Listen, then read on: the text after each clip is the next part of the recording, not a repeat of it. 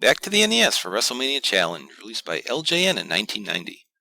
I'll say this, it's worlds better than WrestleMania, which we covered in episode 4. But that was less a game and more crime against humanity, so it's faint praise at best.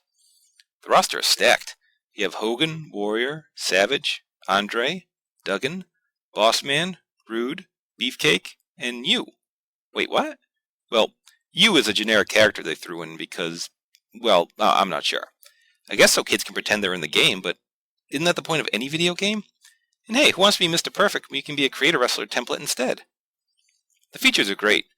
Not only do you get singles and tags, there's a Survivor Series mode as well. Okay, it's only 3-on-3, and you can't choose who you tag in, so it's more like a 6-man Cybernetico, but still. Sadly, you can't choose a team name for your Survivor Series team, which would have pushed this to another level. Survivor Series, a Thanksgiving Day tradition, the ultimate in team competition. Team captains ravishing Rick Rude, and,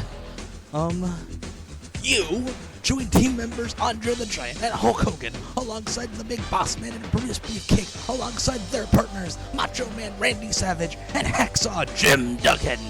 Rude's Brood takes on Gagne's Gangstas. It's the Survivor Series. Whatever mode you play, you pick a captain first.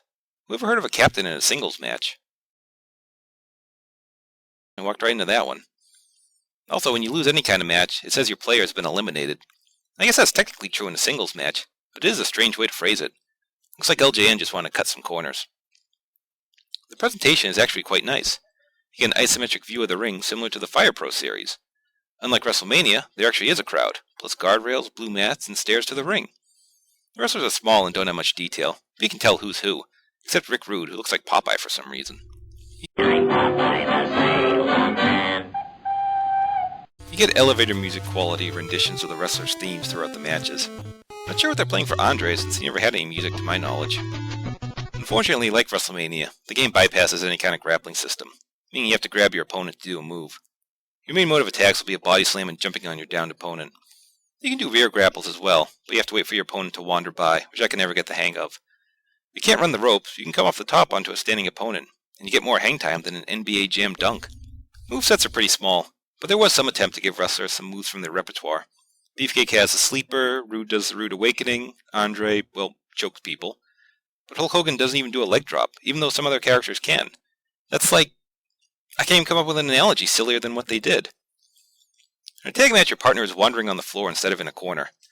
I'm not sure if their flashing is just the dreaded Nintendo flicker, or just to remind you you're in a tag match. You have to hit select to tag, which I'm sure confused all those kids like me who never bothered reading the instruction manual. Tag matches are pretty fun, since you regain health when you're not in the match, so those hot tags add extra excitement. And if you get both your opponent's health down, they'll start tagging in and out like they're the Rock and Roll Express. The game has some weird graphical touches. When you go to the top rope, your wrestler actually scales the pole like they're Spider-Man. When you tag your partner in, he flies over the top rope to the ring. Come on, even Brock Lesnar could only jump to the apron. And when you win, your wrestler jumps high in the air repeatedly to celebrate, something I don't remember Andre the Giant ever doing. The game's biggest misstep is the championship mode. You have to defeat all the WWF superstars to win the belt. What's the problem? Well, you can only be you, the generic guy. Want to have Hulk Hogan win the belt? Sorry. Want to see Rick Rude with the strap? Too bad. I can't believe this. Not only is it stupid to have to play as a made-up character, it kills any replay value. I used to try and beat wrestling games with every character, but once you beat the game, why try again? There's a tag title challenge mode, but it's only for 2 players, and both of you have to be you. Did they not have focus groups in 1990?